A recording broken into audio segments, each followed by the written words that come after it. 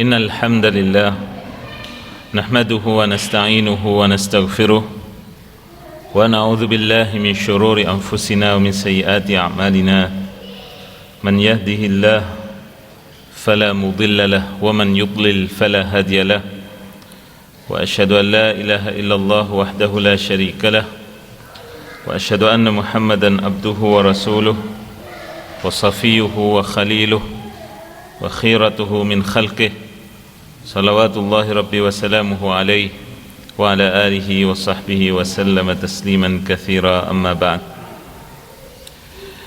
Bapak-bapak dan ibu serta saudara sekalian rahimakumullah, di malam ini dengan izinnya tabaraka wa ta'ala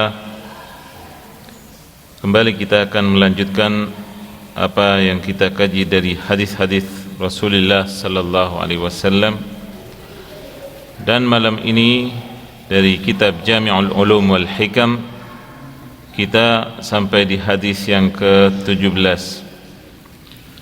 An Abi Ya'la Shaddad ibn Aus radhiyallahu ta'ala an Rasulillah sallallahu alaihi wasallam qala Inna Allah kataba al-ihsan ala kulli shay fa idza qataltum fa ahsinul qitlah wa idza dhabhtum fa ahsinudh dhibha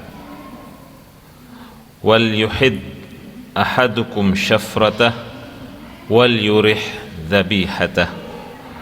Rawahu Muslim. Dari sahabat Abu Ya'la, beliau bernama Shaddad ibn Aus radhiyallahu ta'ala an,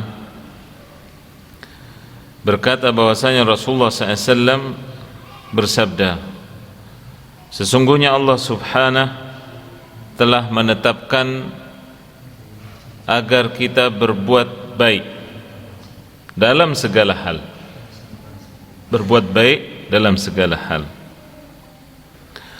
Kemudian Nabi SAW di sini mencontohkan, misalnya dalam hal menyembelih hewan, kalau kalian mau menyembelih maka dengan cara yang baik, dengan cara yang baik. Kalau kalian membunuh, ya, maka bunuhlah dengan cara yang baik. Kalau kalian mau menyembelih, sembelih dengan cara yang baik. Dengan bagaimana? Nabi SAW menyatakan dengan menajamkan pisau kalian, dengan menajamkan pisau kalian. Karena dengan menajamkan pisau kalian maka kalian lebih cepat mengistirahatkan sembelihan kalian. Ya, sekilas ya, ini mengingatkan kita pada momen Idul Kurban, Idul Adha. Jadi hendaknya pisau yang digunakan yang tajam. Demikian juga menyembelih kambing dan semacamnya. Ya. Karena kalau tidak memutuskan urat yang ada di leher hewan kurban tadi, itu hewannya akan tersiksa. Ya. Apalagi pisaunya tumpul. Nah, ini kejadian, ya. Jadi pisaunya tumpul.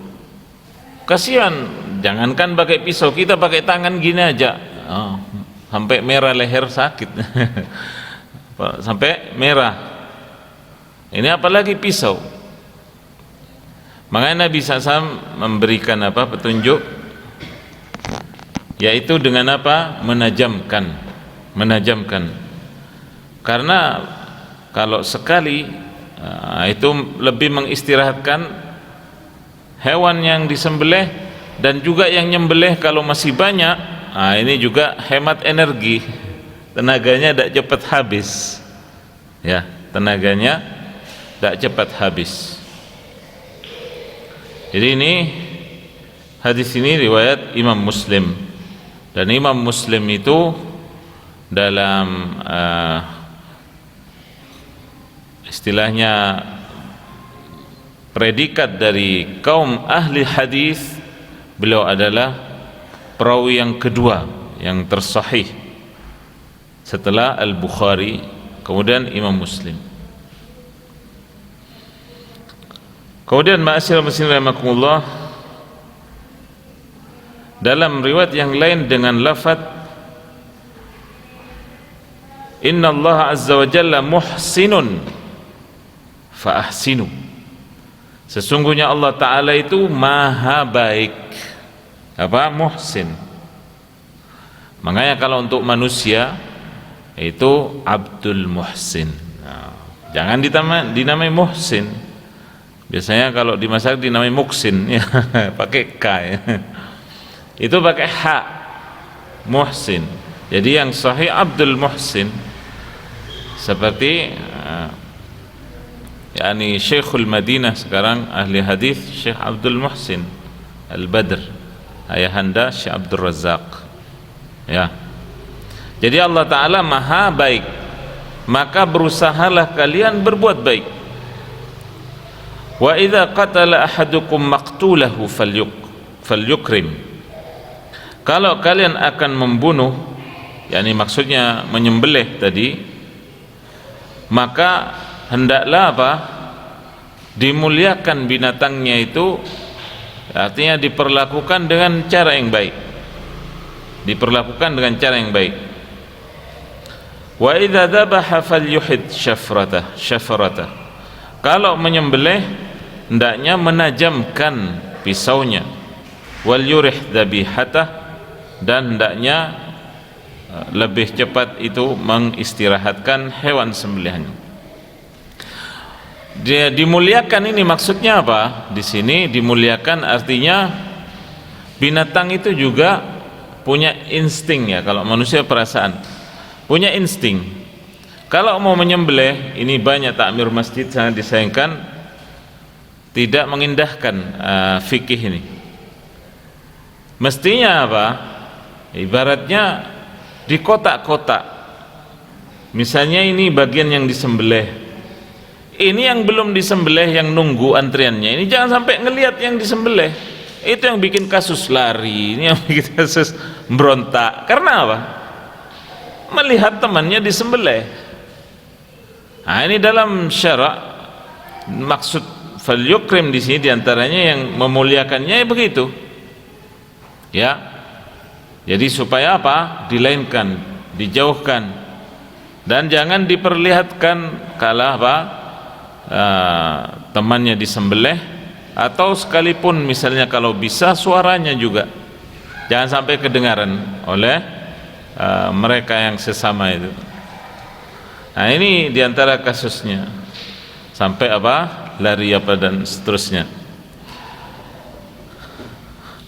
Kemudian ma'asyiral muslimin rahimakumullah, adapun dalam riwayat Imam At-Tabrani, ya, dari sahabat Anas Ibn Malik radhiyallahu anhu. Sudah tahu sahabat Anas radhiyallahu anhu ini lahir, ya, kemudian oleh ibundanya karena yatim dibawa ke hadapan Nabi SAW. Waktu itu masih berusia 10 tahunan sahabat Anas ini. Kemudian kata ibundanya, ya Rasulullah, barangkali ini bisa Anda didik sekaligus bantu-bantu, ya. Makanya kemudian beliau radhiyallahu an, karena dari kecil bersama Nabi, dididik oleh Nabi SAW, disuruh, kadang beliau lupa, namanya anak-anak disuruh ya, pernah disuruh lupa, kemudian oleh Nabi dipegang sininya, ya gulam, ya gulaib, dipegang sininya, lupa kok, oh, baru ingat. Kemudian juga sahabat Anas radhiyallahu an ini diantara sahabat Nabi yang banyak juga riwayat hadisnya setelah Abu Hurairah dan Ummul Mukminin Aisyah radhiyallahu anha. Bahkan Nabi mendoakannya. Ini barokah doanya Nabi SAW kepada Anas ibn Malik radhiyallahu anhu.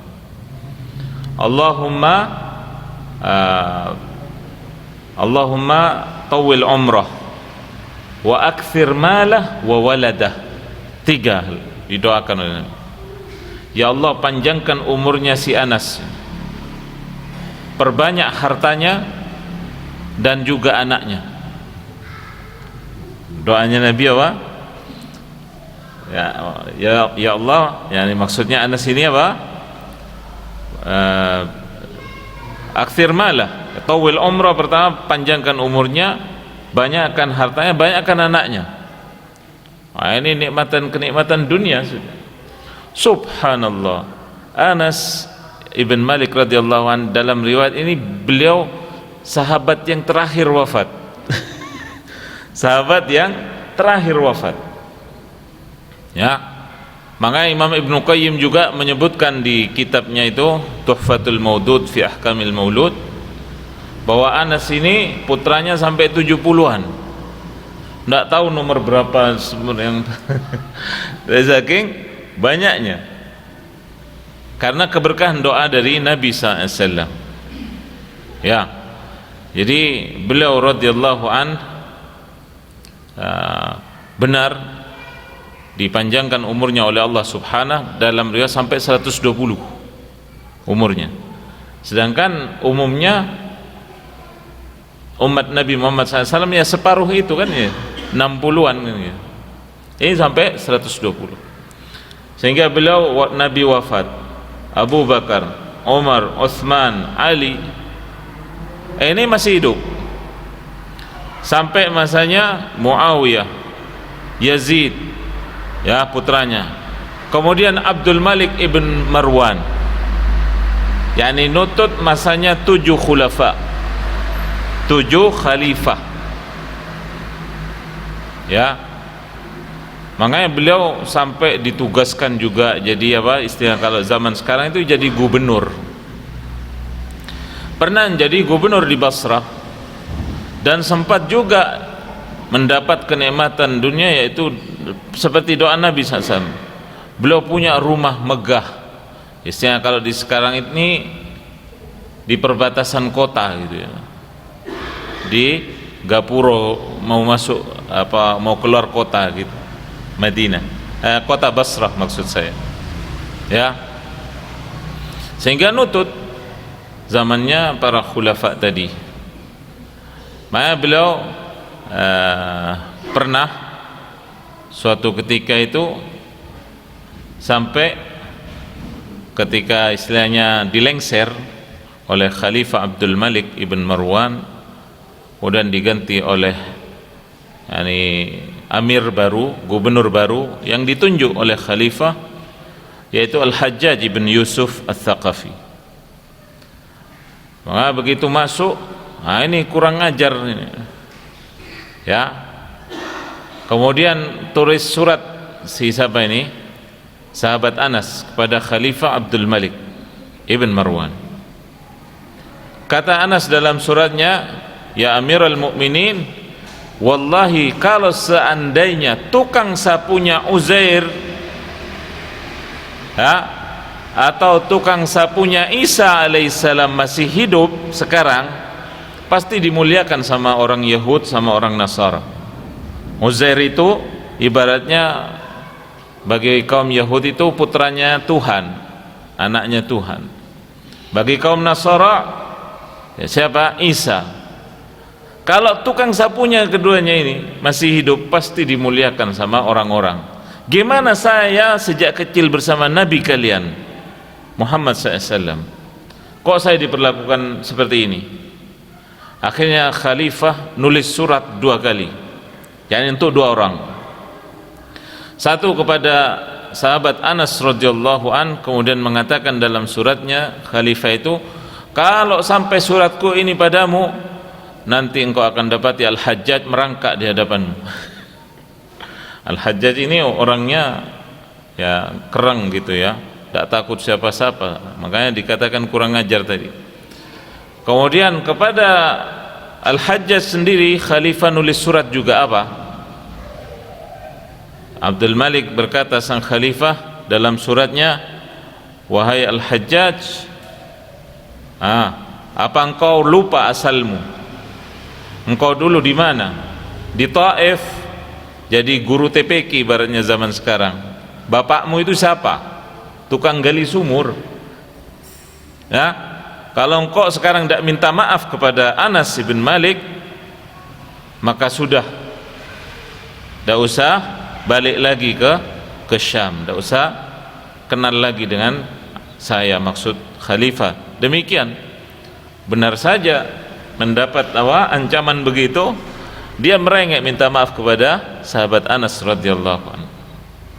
Ya, jadi itulah diantara sekelumit tentang sahabat Anas radhiyallahu anhu. Nah, kali ini beliau meriwayatkan hadis yang hampir sama dengan yang sebelumnya, cuma sedikit berbeda redaksinya.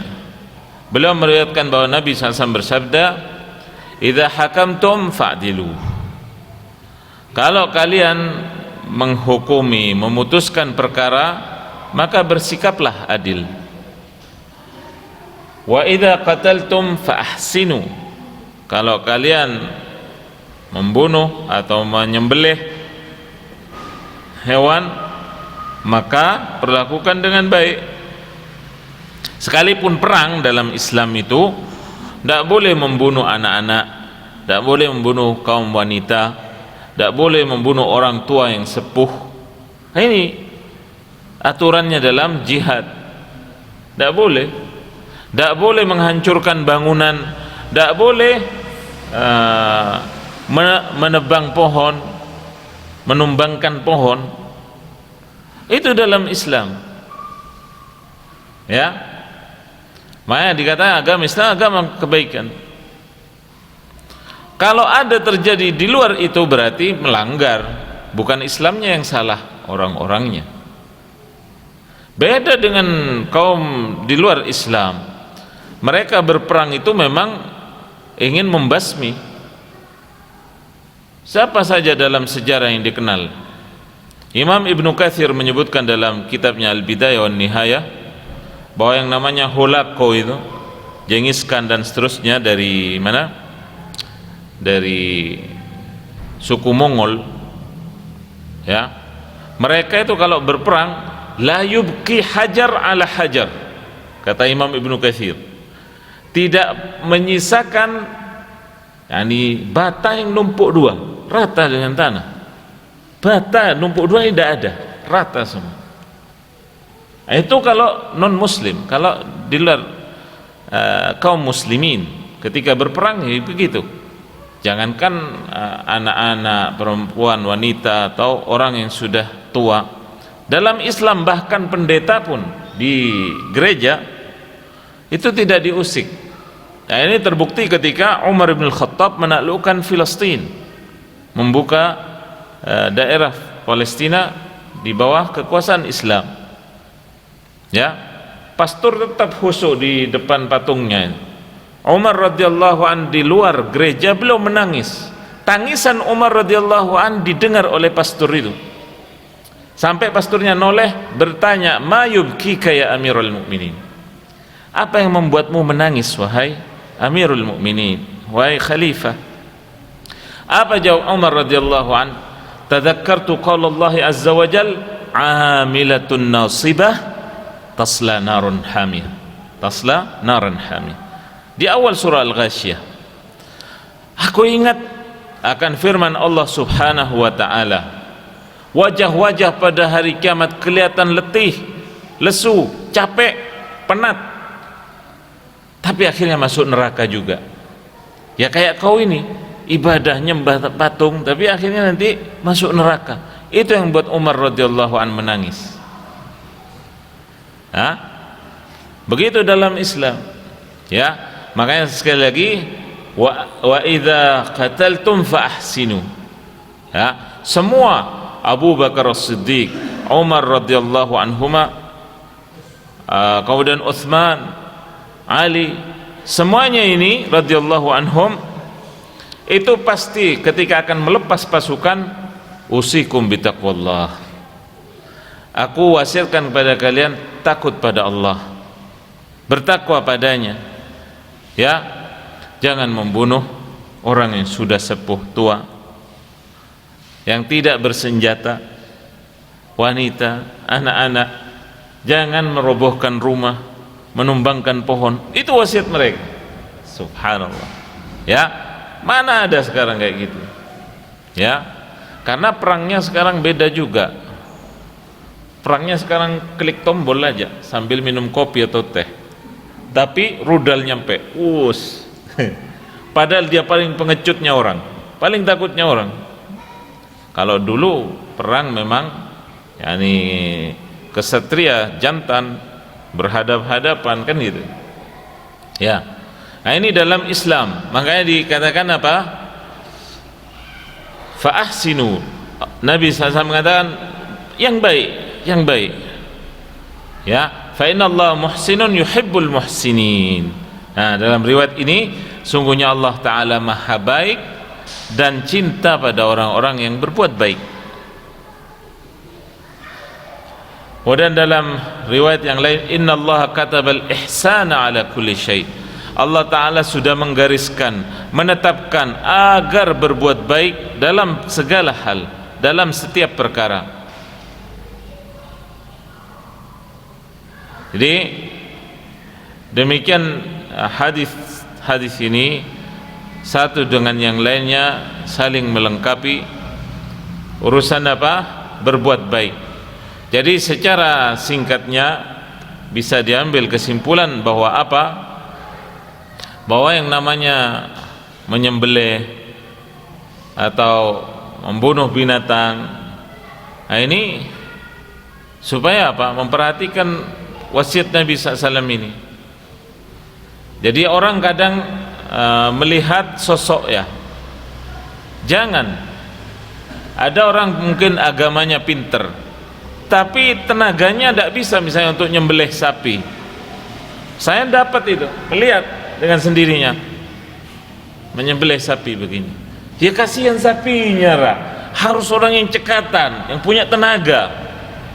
Ya, kasihan binatangnya, kasihan. Nah, ini di sini apa pentingnya kita tahu fikih itu, ya. Oke lah, dia mungkin taruh yang kayak tadi, ya mungkin jadi imam, mungkin jadi ini, tapi urusan nyembelih jangan, kasihan binatangnya, kasihan, ya. Nah, ini supaya kita termasuk diantara mereka yang berbuat baik, karena memang sunnatullah, ketetapan Allah Subhanahu wa Ta'ala, binatang kurban itu ya disembelih, kan gitu. Kalau ndak dengan akikah, dengan kurban, atau kalau kebiasaan orang Arab itu menyembelih kalau ada tamu ya, dan seterusnya. Ini diantara perkara-perkara dalam masalah ini. Ma'asyiral muslimin rahimakumullah, dari sini juga Imam Ibnu Rajab Al-Hambali rahimahullah menyebutkan bahwasanya makna kutiba telah ditetapkan oleh Allah Ta'ala. Maknanya kata beliau yaqtadil wujub, ini menunjukkan wajib, perintah. Fa'ahsinu itu amr dalam bahasa Arab, perintah. Maka namanya perintah wajib ditegakkan, yaqtadil wujub. Anda aktsaril fuqaha, dan ini merupakan mayoritas kaum ahli fikih wal usuliyin, bukan cuma ahli fikih tapi para ulama ahli usul, ahli kaidah dalam syarak agama Islam, ya. Ini seperti dalam Al-Quranul Karim, setiap kata atau kalimat kutiba maknanya adalah wajib, ya. Seperti firman Allah Ta'ala, innas salata kanat 'alal mu'minina kitaban mawquta. Sesungguhnya salat, ya, yang 5 waktu itu bagi orang-orang yang beriman adalah kewajiban yang sudah ditentukan waktunya. Sudah ditentukan waktunya. Waktu seperti sekarang maghrib itu ketika ada mega merah di sebelah barat, matahari sudah tenggelam. Nah, ini sampai mega merah di barat sana hilang, nah itu masuk isya, maghrib selesai. Nah yang sahih setelah itu isya ini sampai sepertiga awal malam, itu waktu yang utama isya. Ya, kalau misalnya lebih dari itu masih masuk isya, tapi ini kurang utama. Karena apa? Zamannya Nabi SAW dan sahabat itu habis isya mereka itu tidur persiapan tahajud. Ya, belum ada sarana-sarana yang melalaikan seperti zaman kita sekarang. Orang dulu belum ada listrik, mau ngapain malam? Belum ada TV, belum ada HP, belum ada internet. Ya sudah, kita sekarang di zaman yang kita mengeluhkan keadaan kita ini pada Allah, yang apa? Malamnya seperti siang. Dalam artian apa? Aktivitas sama. Padahal Allah Ta'ala menyatakan wa ja'alna al-laila libasa wa ja'alna an-nahara ma'asha. Malam itu didesain oleh Allah untuk istirahat, waktu istirahat. Siang ya untuk kerja. Ya. Tapi orang sekarang buka toko 24 jam. Buka ini. Kapan waktu ibadahnya? Kapan waktu untuk menghadap pada Allah Subhanahu wa Ta'ala? Ya. Nah, ini makna bahwasanya yang namanya waktu-waktu salat yang saya contohkan tadi, yaitu 3 yang lainnya juga sama. Waktu fajar atau subuh itu setelah terbit fajar shadiq, ya, berakhir ketika muncul atau terbit matahari. Waktu zuhur ketika apa? Ketika bayangan suatu benda ada di sebelah timur, mulai mataharinya condong ke barat. Waktu asar ketika bayangan suatu benda sama dengan bendanya sampai tenggelam matahari. Nah itulah makna kitaban mawquta, sudah ditentukan waktunya. Tidak boleh kemudian dibolak-balik waktu itu, ya. Karena apa? Diancam oleh Allah, fawailun lil musallin, celaka orang-orang yang salat itu, masuk diancam dengan neraka wail. Kenapa? Alladzina hum an salatihim sahun, yaitu kata Ibnu Mas'ud radhiyallahu an, yaitu orang yang mengulur-ngulur waktu salatnya. Mengulur, nanti kalau mau habis baru salat. Ya, kecuali udzur syar'i seperti sakit dan semacamnya. Nah, ini beda lagi. Ya, salat tapi mengulur waktunya, ini diancam. Makanya kita mawquta di sini ditentukan wajibnya. Ya, waktunya sudah Contoh berikutnya, kutiba alaikumus shiyam, diwajibkan bagi kalian puasa. Ini maknanya wajib setahun sekali di bulan Ramadan, 1 bulan penuh berpuasa. Kecuali yang memiliki alasan syar'i boleh tidak puasa tapi dibayar di hari yang lain.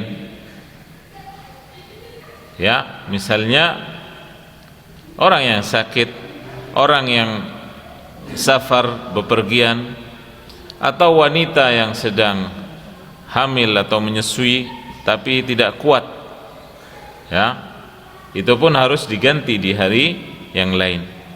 Berdasarkan hadis Aisyah radhiyallahu anha, kunna nu'mar an naqdi as-siyam wa la nu'mar an naqdi as-salah, atau kama qala radhiyallahu anha, atau kama qalat radhiyallahu anha.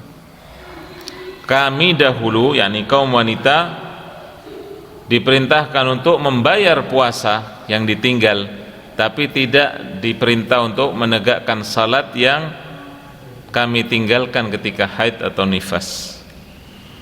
Karena kalau waktu haid 7 hari 8 hari ya, 1 pekan, kalau dikotok berapa ya? 7 kali 5 35. Gimana? Susah ya. Mungkin ini diantara hikmah semuanya dari Allah subhanahu wa ta'ala, pelajarannya untuk kita. Wallahu ta'ala alam. Yang jelas Allah ta'ala menginginkan kemudahan bagi hambanya. Termasuk di sini kutiba alaikumul qital wa huwa kurhul lakum. Diwajibkan bagi kalian apa? Qital, yakni berperang. Nah, ketika ada komando dari pemimpin yang sah, ketika jelas mana barisan muslimin, mana barisan kafirin, itu lari dari situ dosa besar, kabur dosa besar. Contoh lainnya di sini disebutkan, kataballahu la aghlibanna ana wa rusuli. Allah Ta'ala menetapkan aku bakal menang dan Rasulku. Ini janji Allah pada Nabi Muhammad SAW. Walaqad katabna fi az-zabur min ba'di dzikr anna al-arda yarithuha ibadiyas salihun. Telah kami tetapkan dalam Zabur, setelah itu dalam Al-Quran, bahwa bumi ini akan Allah Ta'ala wariskan pada hamba-hambanya yang saleh. Ya, termasuk juga firman Allah yang menunjukkan wajib di sini dari kata kataba, ulaika kataba fi qulubihimul iman. Merekalah orang-orang yang Allah Ta'ala tetapkan di hati mereka keimanan. Termasuk dalam hadis yang lain Nabi SAW menyebutkan tentang makna kataba tadi, maknanya wajib, yaitu ketika beliau bersabda tentang salat tarawih. Nabi bersabda ketika beliau tidak keluar mengimami para sahabat di malam ketiga atau keempat, besoknya ditanya, Rasulullah menjawab, inni khasyitu an kutiba alaikum, an yuktab alaikum. Aku takut apa? Salat tarawih ini nanti diwajibkan pada kalian. Nabi takut. Artinya apa? Dari sayangnya kepada umat beliau SAW. Nah, ini menunjukkan wajib, ya. Umirtu bisiwak hatta khasyitu an yuktaba alayya. Nabi SAW bersabda, aku ini diperintah untuk bersiwak sampai aku ini khawatir, takut nanti ini wajib. Ya. Dalam hadis yang lain apa? Laula an asyqa ala ummati la amartuhum bisiwak inda kulli salah. Sekiranya aku tidak memberatkan umatku, aku akan suruh mereka siwak 5 kali sehari setiap akan salat fardu. Ya, makanya siwak itu kayu yang ajaib, ya, luar biasa, sehingga Allah Ta'ala apa menjadikannya apa sebagai ibaratnya zaman sekarang kayak sikat gigi, ya. Dan itu ciri. Lihat para imam di Masjidil Haram, lihat para imam di Masjid Nabawi, sebelum atau mereka berjalan menuju tempat imam siwakan. Tapi kita kadang ekstrim membenci mereka yang pakai siwak, bahkan menjadi ciri kelompok tertentu di sini di zaman sekarang. Padahal itu sunnah Nabi SAW. Ya, jangankan beliau kala sehat, saat beliau akhir hayatnya, siapa? Adiknya Aisyah radhiyallahu anha, Abdurrahman ibn Abi Bakar, nyambangi Rasulullah SAW ke kamar Aisyah. Kemudian Nabi melihat Abdurrahman bersiwak begini. Nabi itu kebetulan tidak punya siwak. Aisyah ngerti, Nabi kok ngelihat, Anda ingin siwak ya Rasulullah. Kemudian diminta dari saudaranya oleh Aisyah, ya. Kemudian ditajamkan lagi oleh Aisyah radhiyallahu anha, kemudian diberikan kepada Nabi SAW. Itu beliau akan menghadapi sakarat al-maut, masih ingat siwakan, si sakit, sudah sakit di akhir hayatnya. Nah, ini kadang umat Islam udah sikatan berminggu-minggu, ada yang begitu, Allah, sampai kuningnya itu Allah, mau jadi emas rupanya. Nah, ini bentuk apa? Kecerobohan, ini tidak taat dengan sunnah Nabi SAW. Nah, ma'asyiral muslimin rahimakumullah, dalam riwayat Imam Al-Bukhari bahwasanya Nabi SAW naha anil muslah. Beliau SAW melarang umatnya itu mencincang, sekalipun dalam perang. Tidak boleh, bahasa sekarangnya itu mutilasi, tangannya dipotong, kakinya dipisah, lehernya entah kemana. Dalam Islam tidak boleh. Nabi SAW melarang yang demikian, ya. Termasuk juga dalam hadis yang lain, la tumassilu bi'ibadillah, jangan kalian mencincang. Kita ini semuanya hamba Allah, ya. Man mutsila bidhi ruh, man matsala bidhi ruh, thumma lam yatub matsalallahu bihi yaumal qiyamah.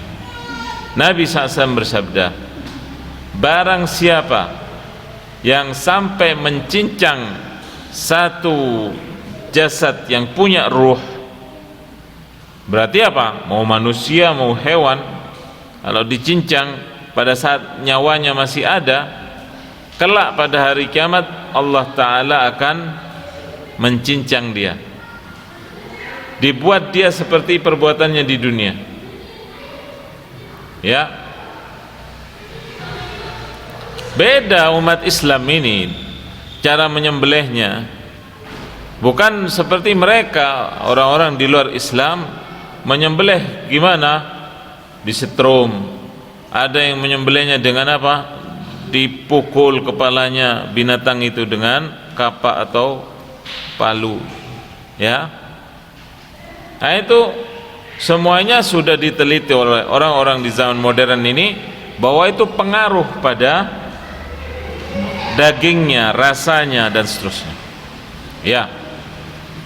Jadi ini merupakan wahyu dari Allah Subhanahu wa Ta'ala kepada Nabi Muhammad SAW, dan beliau sampaikan kepada kita umatnya, ya, bahwa memang demikian ajaran Islam yang indah. Nah, dari sini ma'asyiral muslimin rahimakumullah, ada pengecualian yang dikenal atau disebut oleh Imam Ibnu Rajab di sini dengan al-qatlul mubah, yaitu membunuh yang diperbolehkan. Yang pertama yaitu qisas. Ketika qisas, apa itu qisas?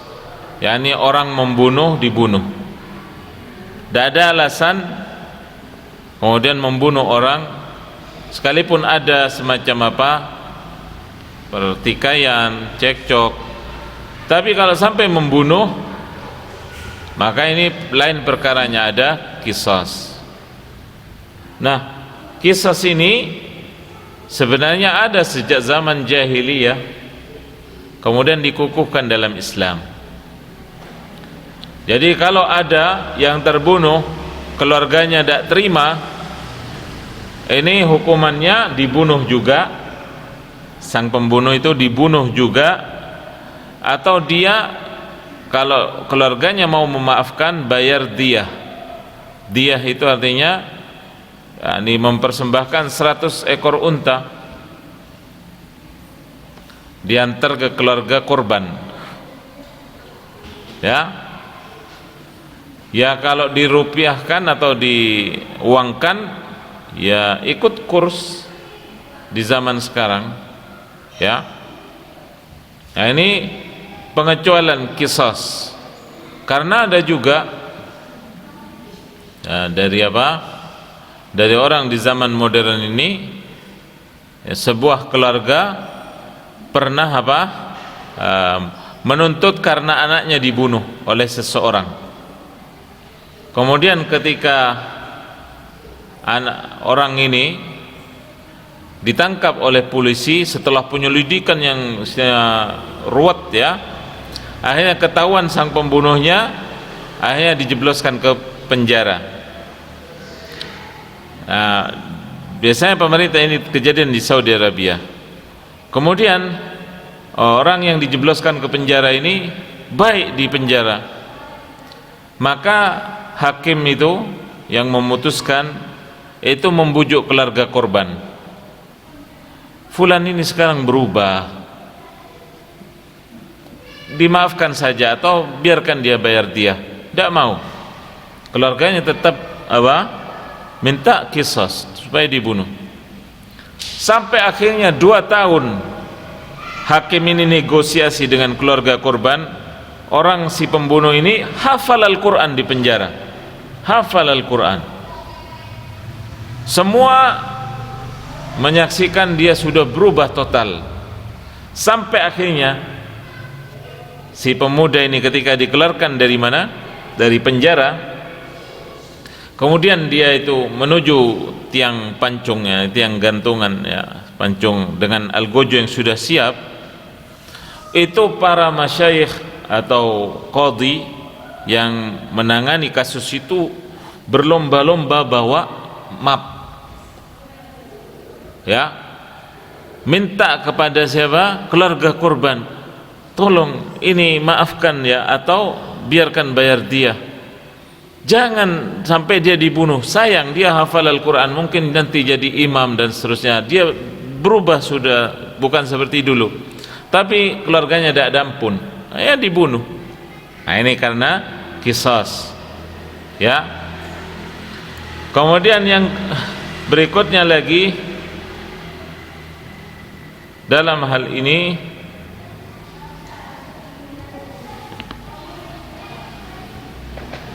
yaitu sebagaimana dia berbuat, dia diperlakukan begitu.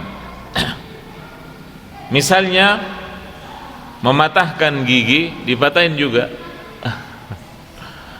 Mencongkel mata, dicongkel juga. Nah, ini hukum yang dikenal dengan hukum qisas. Nah, ini diperlakukan sama, dan ini dibahas dalam fikih, baik itu fikih yaitu pernyataan Imam Malik, fikih Maliki, Syafi'i dan Hambali, semuanya. Bahkan Hanafi juga membahas masalah ini, ya, serta imam yang lainnya. Kemudian yang perlu juga diperhatikan di sini pernyataan Imam Malik rahimahullah,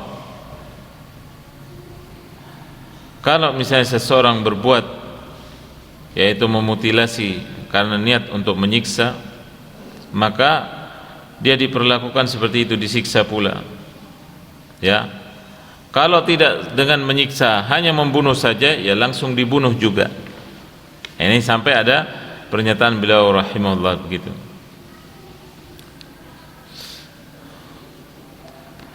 Kemudian ma'asyiral muslimin rahimakumullah, ada sebuah riwayat dari Nabi SAW yang lain berkenaan dengan masalah ini, ya, bahwa Nabi SAW pernah memutuskan perkara di zaman beliau SAW, mengenai masalah bunuh-membunuh ini. In syi'tum an tukhriju ibilis sadaqah. Kalau kalian mau, Nabi SAW menyatakan, ini akan diambilkan dari unta-unta sedekah, diberikan pada kalian. Kalian bisa meminum dari susunya atau dari kencingnya. Kencingnya unta. Itu bisa jadi obat. Kalau di zaman sekarang, sampai zaman sekarang ada dibuat kaleng kayak gini, susu unta. Apa maksud saya?